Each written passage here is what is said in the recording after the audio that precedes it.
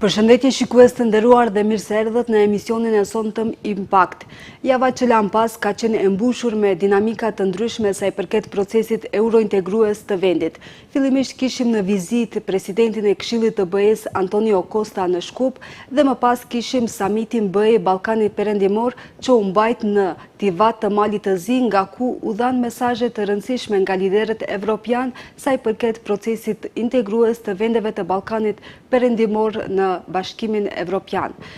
Fillimisht ju ftojmë të ndjekim një material të përgatitur në vijem dhe më pas do të vazhdojmë bisedën me shefin e grupit parlamentar të Partisë Opozitare Maqedonase LSDM, zotrin Oliver Spasovski. Ниту промената на владата во Бугарија, ниту самиот ЕУ Западен Балкан не ја променија насоката на евроинтегративниот процес на земјата. Патот кон членството останува блокиран поради бугарското вето кое бара внесување на бугарите во уставот на Северна Македонија. Но владата на Македонија е децидна дека нема да го менува уставот без да добие гаранција дека земјата нема да се соочи со нови пречки во текот на евроинтегративниот процес. Премиерот Христијан Мицкоски категорично изјави по враќањето од самитот дека додека јас сум премиер, никогаш нема да ги поддржувам уставните измени, додека немам јасни гаранции дека повеќе нема да имаме билатерални и идентитетски прашања. Ставот на Мицкоски не се промени ниту по документот No Paper, представен од германскиот канцелар Фредрих Мерц и францускиот председател Емануел Макрон на самитот во Тиват. Тие нудат процес на постепена интеграција преку градитивни елементи кои вклучуваат учество на заеднички состаноци на представници на земите кандидати како наблюдувачи. Европската унија го смета ова за доказ дека земите од Западен Балкан не се оставени сами и нивната ЕУ интеграција нема да трае вечно како што некој сака да прикаже. Тие истакнаа дека процесот на проширување треба да се заврза. Пораките на европските лидери Мицкоски ги оцени како едни од најсилните што ги добил откако ја презел функцијата премиер и дека тие покажуваат оти процесот на проширување не е завршен. Сепак, и покрај декларираната посветеност на евроинтегративните процеси, актуелната влада на Македонија се уште нема представено конкретен план како ќе ги убеди европските лидери да ги отворат преговорите без усвојување на уставните измени.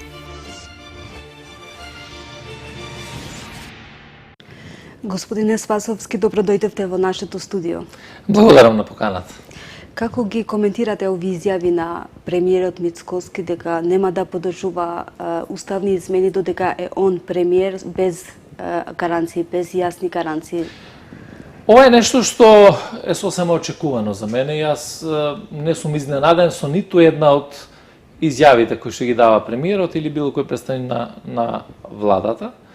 И можам да кажам, за жал, таквите очекувања мои беа и во периодот додека беа опозиција. И тогаш, а и сега, имаат и став дека нема да направат чекор со кој што Македонија ќе оди напред кон евроинтеграцијскиот процес. Од една страна, додека беа опозиција, укажуваа на тоа дека не бил добар договорот од Преспа, дека не е добар договорот за пријателство и соработка со Бугарија, дека не е добра преговарачката рамка за интеграција на Македонија во Европската Унија. Денеска продолжуваат со истиот наратив, без при тоа да превземаат ниту еден чекор. Колку е реален овој наратив, колку е аргументиран овој наратив дека без гаранции можеме да се соочуваме со други пречки низ патот кон ЕУ? Ваквиот наратив кој што го има владата во овој момент е наратив кој што покажува дека ќе се води политика или ќе се води држава врз основа на тоа дали ќе имаме загуба на поените на рейтингот или ќе одиме напред. Меѓутоа, реално, мора ВМРО ДПМН, мора премиерот Мицкоски, мора владата да превземе одговорност и да каже пред граѓаните сосема јасно и отворено. Ако сме за членство во Европската Унија, кои треба да бидат чекорите и како да дојдеме до отворањето на преговорите? Ако договорот од Грција не е добар, ако договорот со Бугарија не е добар, ако тие биле штетни и така натаму, тоа е наративот кој што го имаа пред изборите, тогаш се мислам, зошто сега се власт, па не превземат чекори да ги поништат и договорот со Грција и договорот со Бугарија. Слушнавме пред некое време што кажа председателката на државата во однос на договорот со Преспа. Дека е договор кој што го гарантира македонскиот јазик и македонскиот идентитет. Тоа значи дека од една страна ги прифаќаат договорите кога за тоа им одговара, а од друга страна се повикуваат секогаш на договори кога на штетноста на таквите договори кога треба да покажат некои пораки кои што би биле пораки не на напредок, не на визија кон иднината, туку пораки на стоење во место, на оставање на Македонија да биде дел од еден затворен круг или процес.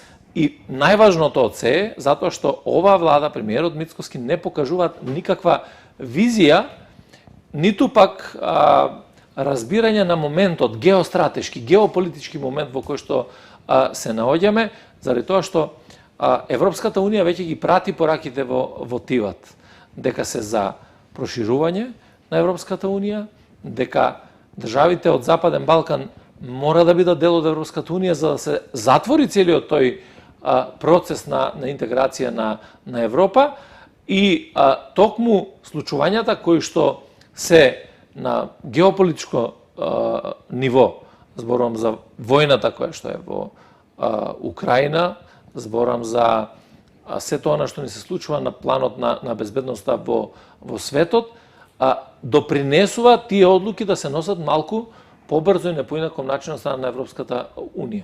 Вистинско прашање е ние да кажеме дали сакаме граѓаните на Македонија и нашата држава да ја остварат својата втора национална цел, а тоа е членството во Европската Унија. Кога сме кај самитот на Тиват, францускиот председател и канцеларот Мерц предлагаат нов модел на интеграција, како постепена интеграција. Што значи ова? Дали можеме да гледаме на ова позитивно или се разгледува друга опција освен полното членство во ЕУ?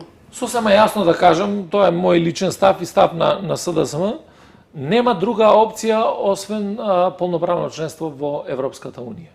И нема, гледаме од страна на владата, немаме нити друг предлог ако не сме членка во Европската Унија или не сме кандидати за членство во Европската Унија, кој би бил нашиот друг модел за интеграција или пак некаков друг модел кој што ќе покаже една јасна визија како ќе напредува државата. Значи, да резимирам, нема друга основа освен полноправно членство на Македонија во Европската Унија. Како можеме да го разбереме? Ова што е како предлог од страна на Германија и на Франција е предлог кој што сака да им покаже на државите од Западен Балкан дека Европската Унија е заинтересирана час поскоро сите држави од Западен Балкан да бидат интегрирани во Европската Унија. Практично да остане една динамика во процесот на проширувањето. Меѓутоа, проширувањето на Европската Унија како процес не може да биде едностранно. Едно е да имаме политичка волја, можности, механизми и така натаму кои што се отворени од страна на Европската Унија. Исто таква политичка волја треба да има и во државите кои што сакаат да пристапат кон Европската Унија. Тоа е двонасочен процес и процес кој што заеднички мора да го доведеме до крај. Но и покрај овие пораки, владата вели дека нема да усвои уставни измени без јасни гаранции. Каква иднина ја очекува Северна Македонија со ваков пристап кон ЕУ процесот? Најлошиот можен пристап во политиката е кога немате став. И тоа не еднаш се покажа од страна на ВМРО-ДПМН. Ако имаме став дека ние не треба да бидеме дел од Европската Унија, тоа треба јасно да се каже на граѓаните. Ако имаме став дека овој пат кој што го одеше Македонија до сега не е најдобриот можен пат и дека имаме нова платформа на владата, на премиерот Мицкоски, преку кој што ќе дојдеме до остварувањето на целта полноправно членство на Европската унија, исто така треба да се презентира пред граѓаните. Да ве потсетам и вас и гледачите, знаете дека неколку пати побаравме собранието да расправа, ако треба и на затворена седница, за да може владата да ни ги соопшти ставовите, предлогот, платформата на основа на која што ќе ја однесат Македонија во Европската унија. До сега немаме ниту еден чекор во тој правец. Единствена константа е дека не може да има уставни измени без да имаме гаранции. Океј, ако не може, ајде да видиме како и на кој начин ќе се добијат тие гаранции. Тоа е едната работа. Втората работа, што е контрадикторна една со друга, е дека договорите со Грција и договорот со Бугарија не се добри, дека се тие штетни за Македонија и така натаму, се постава прашањето зошто не се превземат чекори кои што ќе значат укинување на ваквите договори. ВМРО вели дека со договорот со Бугарија се загрозува македонскиот идентитет. Апропо тоа, кога се случи договорот со Грција, ако ги видите изјавите на сите носители на функции во ВМРО-ДПМНЕ како тогаш на опозицијска партија, истакна дека со договорот од Преспа државата трајно го губи македонскиот идентитет и јазик. Сега повторно викаат државата го губи идентитетот со договорот со Бугарија. Логично е прашањето, ако вие сте го изгубиле еднаш идентитетот во наводници со договорот со Грција, како е можно повтор пат да изгубите нешто што сте го изгубиле претходно? Значи, тоа се небулози, ефтини политички флоскули кои што се презентираат на македонските граѓани. Која е фактичката состојба? Ние со договорот од Преспа практично сме го зајакнале, сме го гарантирале и македонскиот јазик и македонскиот идентитет. Македонија склучи договор со кој што практично македонскиот јазик стана јазик кој што е официјален јазик за комуникација во Европската унија. Ќе ве потсетам само, како потврда на ова, ние склучивме еден договор за Фронтекс, така наречен популарно во граѓаните, а тоа е околу практично заедничко чување на границите на третите земји кои што граничат со Европската унија. Тој договор јас лично сум го потпишал заедно со комесарот за внатрешни работи на Европската унија и тоа на македонски и на англиски јазик. Нема поголемо признание на македонскиот јазик. И на крајот од краиштата, никој не може да загрози ничи јазик и ничи идентитет. Но зашто постои овој страв кај ВМРО дека Бугарија сака да го загрозува македонскиот идентитет и дека со тоа, со договорот се загрозува идентитетот и македонскиот јазик? Работата на владата е да превзема чекори кои што ќе ги заштитуваат интересите на Македонија и на македонските граѓани. Работата на владата е да превзема чекори со една визија за тоа како треба да дојдеме до остварувањето на нашите стратешки цели. Значи, ние не можеме, тоа е погрешен методолошки пристап во кој што викате како влада некој друг сака да не загрози. Па факт е дека сите сакаат можеби да не загрозат. Но ние затоа имаме држава и влада која што треба да се грижи за нашите национални интереси. Ако е нешто добро, дајте да одиме напред. Ако нешто не е добро, дајте да го прекинеме тоа и да кажеме имаме подобро решение. Затоа често ги споменувам и договорот од Преспа и договорот со Бугарија.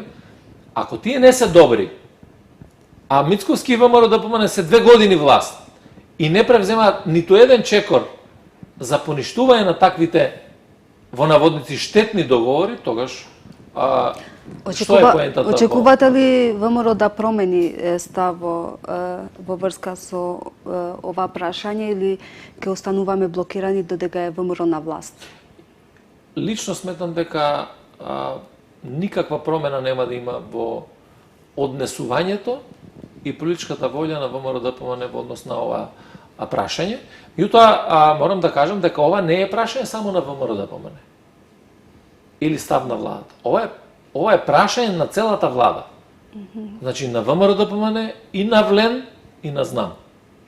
Ниту една од овие 3 партии не може да бидат амнестирани од тоа што превземаат како државни политики. Знаете, не можете еден од партнерите да биде премногу заинтересиран за евроинтеграциите, другите да тоа не го спроведуваат, а владата да функционира најнормално. Затоа викам дека се оно што ќе се превземе, треба да се превземе пред се заштитувајќи ги националните интереси на државата и градење на иднина за нашите граѓани.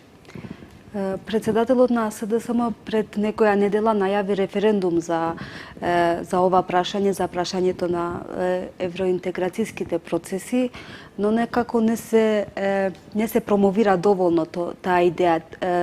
Дали е таа само идеја или се работи на тоа насока? Не, тоа што го најави СДСМ, односно што упати апел, повик, ако сакате, тоа е да владата распише референдум на кој што граѓаните ќе треба да одлучат за тоа дали посакуваат европска иднина или не. И тоа е клучното прашање.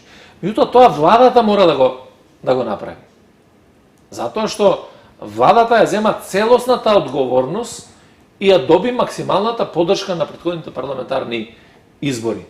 Меѓу другото, да ги реши овие прашања кои што ќе значат отворање на пристапните преговори целосно со кластери и така натаму и приближување на Македонија кон Европската унија. Покрај животниот стандард, подобрувањето на животниот стандард, не знам, вработувањето и така натаму, инвестициите.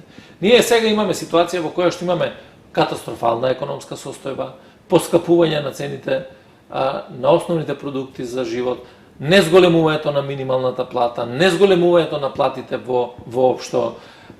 Имаме лоши приходи во буџетот, тоа е факт. Еве, до денеска нема исплатено социјални трансфери, туѓа нега и така натаму од страна на државата. Имаме катастрофални политики кои што се однесуваат на земеделието, неисплата на субвенции.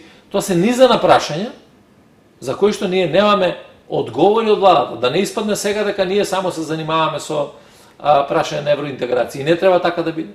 Според мене, клучната работа наша треба да биде заштита на граѓанинот, заштита на трудот на граѓанинот, на работниците, на земјоделците и на маргинализираните групи во државата. Меѓутоа, секако дека најдобрата заштита за сето ова што го зборувам би била нашата интеграција во Европската унија, низ преговорите да дојдеме до промена на системот, меѓутоа овие се многу поважни прашања за животот на граѓаните кои што апсолутно и не се третираат ниту во ова. Ке доставите ли како партија иницијатива за референдум? Ние сме ја доставиле јавно иницијативата и владата е таа која што треба да ги превземе чекорите. И јас лично сметам дека не треба никој во оваа држава да го амнестира Мицковски или ВМРО, ДПМН и Влени знам, со тоа што би влечело одредени потези прв. Владата има целосната одговорност и владата треба да каже што е тоа што треба да правиме. Владата треба да повика на некоја средба ако е потребна поширок национален консензус, пошироко политичко обединување околу нашите стратешки приоритети. Затоа што не е одговорно само за да добиете на избори. Вие на избори ја добивате поддршката, ама превземате и сериозна одговорност за оваа држава. И таа одговорност треба да покаже во овој момент дека навистина граѓаните има на кого да се потпрат во секој сегмент. Може да преминеме на втората тема. Во парламентарна процедура е предлог закон за правична застапеност. Ке го поддржите ли вие како партија овој закон? Предлог закон за правична застапеност е, знаете, скоро 2 години. Секој месец се најавуваше дека ќе дојде, ќе биде на дневен ред и така натаму. И сега моментално е во собраниска процедура. Според договорот кој што го имаме, во понеделникот ќе се одржи јавната расправа. На таа јавна расправа ќе ги чуеме сите аргументации кои што се од засегнатите страни и на основа на тоа ќе изградиме став во однос на поддршката на овој закон. Собранието освои одлука овој закон да се донесе со така наречен мал бадентер. Што значи овој мал бадентер во еден демократски процес? До сега немаше, мислам дека таква одлука. Закони да се донесат прво, собранието не одлучува за мал или за голем бадентер. Да. Има строго дефинирани правила кои што се дефинирани во Уставот за кои законски текстови се носат со голем бадентер. А што значи голем бадентер? Тоа значи повеќе од половината гласови кои што припаѓаат на заедниците. Ако се тие 39 во сегашниот состав, тоа значи дека 20 минимум пратеници треба да ги поддржат тие законски решенија. А што значи мал бадентер? Мал бадентер значи гласање на повеќе од половината на пратеници кои што присуствуваат на седницата, а припаѓаат на заедниците во Македонија. Така да Комитетот за односи меѓу заедниците после долго време, скоро 2 години неможност да се конституира, се конституираше конечно и се донесе став или се расправаше за таа тема во однос на за тоа како треба да се изгласа ова законско решение. Што е за мене најважно? За мене не е важно дали ќе се носи законот со мал или со голем бадентер. За мене е многу важно која е суштината на законското решение и дали ова законско решение ќе ги оправда очекувањата на граѓаните или на заедниците кои што не се мнозинство во Македонија. И тоа се клучните работи и од тие позиции ние мораме да изградиме нашата позиција, зборам како партија, во однос на поддршката или не на законското решение. Имавте прилика да го разгледате предлог законот и да правите споредба со балансерот, дали е подобро решение или полошо? Не, предлог законот за правична застапеност е законско решение кое што балансерот беше само алатка за да дојдеме до некаква правична застапеност. Да, јасно дека не беше закон, но дали како закон... Сега е нов метод или модел. Секако дека постојат, зависно како ќе погледате на работите, постојат и некои можеби подобри решенија, постојат и некои полоши решенија. Затоа реков дека треба да се слушнат сите заинтересирани страни на таа јавна расправа која што ќе имаме во собранието и на основа на тие аргументации да изградиме став кој што би бил во интерес на граѓаните и на државата. Кој е вашиот став како партија, како треба да се реши ова прашање? Правичната застапеност? Па ние сме покажале многу пати до сега како треба да се реши. И секако дека Охридскиот рамковен договор, кој што е преточен во Уставот, е основата на која што треба да се развива македонското општество. И тука ние како партија немаме дилема во тој правец и затоа сметам дека секое законско решение, па и законското решение за правичната застапеност треба да биде во најдобар интерес на граѓаните и нивната нова држава. Беше балансерот успешен механизам, бидејќи нели владата се повикува на тоа дека се злоупотребила, па затоа морале да го укинат. Видете, балансерот зависно како ќе гледате на работите и по што ќе ја цените успешноста. Секако дека како алатка која што на почетокот од спроведувањето на така наречена правична застапеност дава одредени резултати.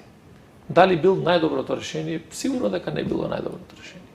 Сигурно дека се направени одредени пропусти во користењето на алатката на балансерот.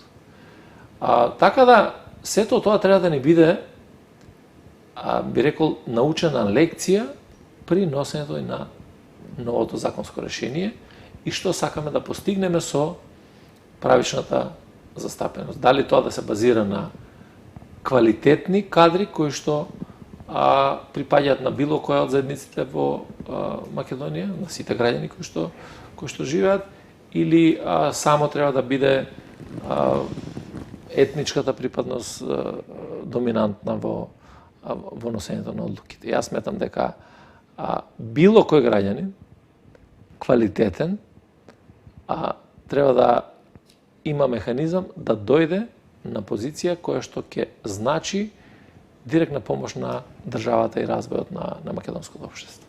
Во ред да зборуваме малце и за СДСМ како опозиција. Викендов имавте конгрес каде што представивте една нова платформа за политичко действување, наречена Твоја држава, твоја шанса.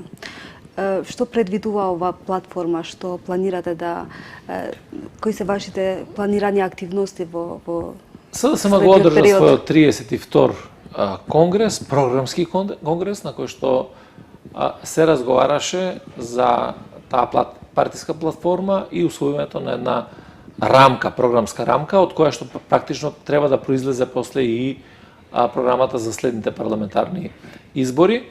Таа е насловена како Твоја држава, твоја шанса, и мислам дека тој наслов, тоа лого, дава доволно ширина во која што секој граѓанин практично треба да се препознае и во смисла на тоа како низ политиките што треба да ги води владата, како граѓанин што е тоа што треба да го добие како свое право, меѓутоа и кои се врските на секој граѓанин кон државата. Ова е програма која што се базира исклучиво на социјалдемократските вредности, а тоа е заштита на работникот, заштита на трудот на работниците, заштита на ранливите категории во државата, и така натаму.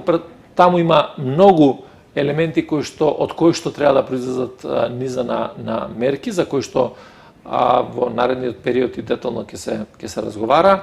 Важно е да ова биде програма која што може да биде доближена до граѓаните и која што може да ја почувствуваат како своја програма низ која што практично потребите на граѓаните ќе дојдат до израз.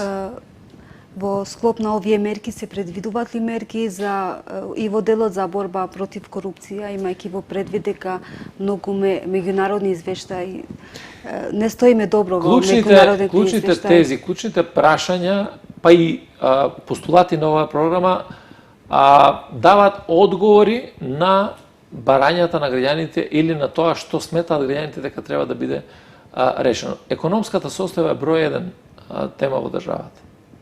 И економијата, развојот на економијата, месечните заработувачки на граѓаните, животниот стандард е основата на оваа програма, заради тоа што тоа се клучните постулати кои што практично и се вредности на социјалдемократската идеја. Тоа е правдата, солидарноста, слободата и така натаму.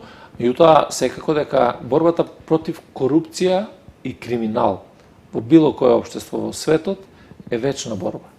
И таа никогаш нема да престане, заради тоа што не престанува ниту криминалот. Се менуваат методите, начините како да дојдете до поефикасна борба, а тој е потребно многу на македонското општество. Спомнавте економија, дека тоа е првиот столб на оваа платформа. Какви мерки ќе предложите за подобрувањето на економијата и животниот стандард? Има многу мерки внатре во програмата кои што ќе бидат презентирани и понатаму, значи и во делот на даночната политика, во делот на воведување на прогресивниот данок, плаќањето на оние кои што се побогати, кои што имат повеќе да плаќаат повеќе од луѓето кои што се посиромашни да плаќаат помалку на државата. Тоа и праведно и многу важно за развојот на македонското општество. Начинот на кој што многу мерки во делот на инфраструктурата, многу мерки во делот на земјоделието, така поединичните мерки ќе бидат презентирани во наредниот период, а тоа ќе бидат практично мерки кои што произлегува од дебатата со граѓаните и потребите на граѓаните. Горет, ви благодарам за вашето време. Благодарам и на вас на поканата. Shikues të ndëruar, këtu e përfundojmë intervistën për sonte bashkë do të shihemi javën tjetër.